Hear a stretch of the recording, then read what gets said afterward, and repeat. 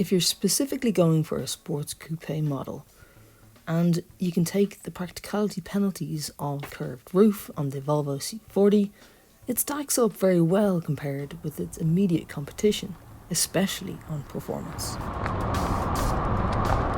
It's an extremely refined and pleasant electric car to drive, and it justifies its premium price. The regular XC40 Recharge offers similar performance and is a better all-rounder, but we'd recommend going for that if you want only extra space. It's got greater range than the XC40 Recharge, it's got rapid performance, and it's extremely well equipped. It's got a smaller boot than the XC40 Recharge and slightly tighter rear headroom. The Volvo XC40 Recharge comes up against Audi's Q4 Sportback e-tron and Mercedes EQA. As the C40 is more performance-based, going up against the Audi Q4 Sportback e-tron, that takes just 6.2 seconds to 100 km per hour. Mercedes EQA takes just 6 seconds. And so the C40 dual motor 4-wheel drive version takes just 4.7 seconds to get to 100. And the standard single motor version takes just 7.4 seconds. The C40 has 2 steering modes. You've got a lighter normal setup that works well around town, and a beefier mode designed to help with accuracy at higher speeds. You select it with a slider for steering feel firm in the driver assistance menu. As it's a sport suspension, and with the XC40 Recharge, the firm setup helps the C40 remain composed. It shrugs off mid-bend bumps that would upset an EQA, but the ride improves at higher speeds, and in town it can be a little bouncy over sharper edges.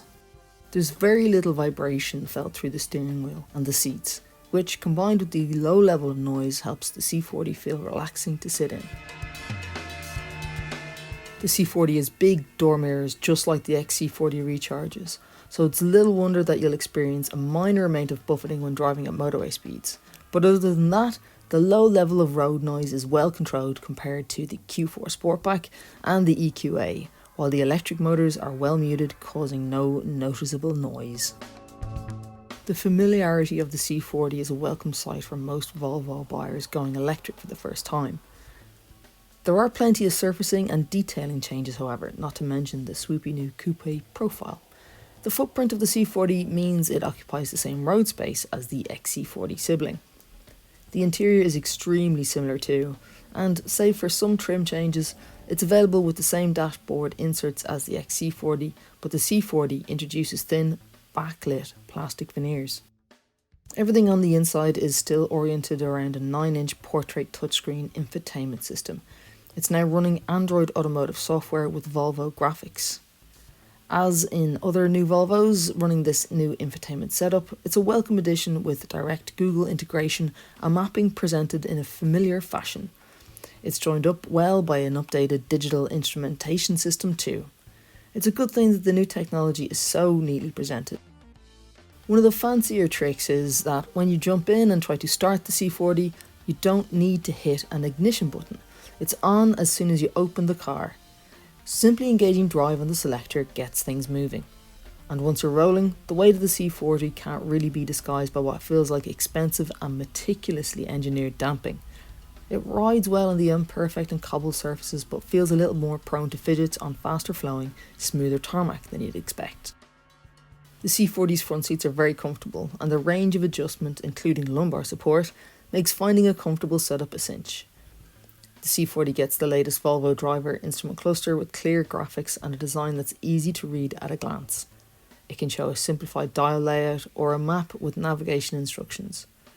Strangely, for an electric car, the display only shows battery life as opposed to percentage, and that is a real-time range counter.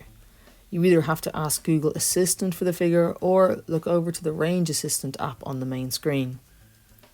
The main screen contributes to the C40's minimalist design, although we'd like to see more physical buttons to control simple tasks, such as changing the climate temperature, which you do get in the Audi Q4. The one thing is, if you're ever stuck for finding any of these, all you have to do is use the voice command system, which works perfectly well.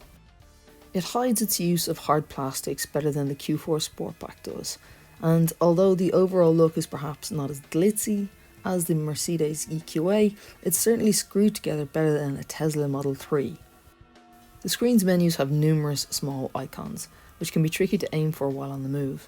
The settings menu contains an overwhelming array of text that might be difficult to read when you're driving.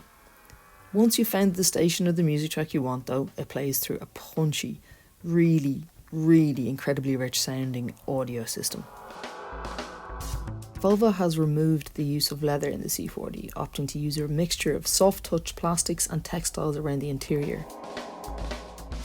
Rear space is good, and the C40 has a 60/40 split folding rear bench, the same as the Q4 Sportback and the XC40 Recharge, but you can't slide it back and forth. If you need a more flexible 40-20-40 arrangement, you'll need to look at the Mercedes EQA. Due to its design, it has less boot space than the more box-shaped XC40 Recharge. The Q4 Sportback has around 100 litres more behind the rear seats. You get an electric tailgate as standard, which is always helpful when you have your hands full, and it's a usefully square shape so you won't be playing automotive Tetris when packing. The floor fits flush with the tailgate, so there's no lip to negotiate. Without a petrol engine, the C40 has an extra storage compartment in the bonnet. It's around 31 litres, it's not huge, but it's handy for the charging cables.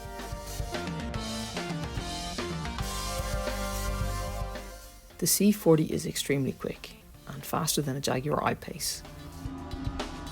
The single motor version of the C40 Recharge comes with a 69 kWh battery, an official range of around 440 kilometers when fully charged. The twin motor model, with its larger 78 kWh battery, has an official range of around 450 kilometers. It's also worth noting that the C40 can tow significantly more than the Q4 and the EQA, with a weight limit of 1800 kilograms. The whole experience is built around simplicity. The C40 is for those who are sick of being bombarded with a fistful of modes and a dizzying array of buttons when they climb inside a car. Volvo has even blanked off the startup button. Instead, you activate the car by simply sitting on the driver's seat.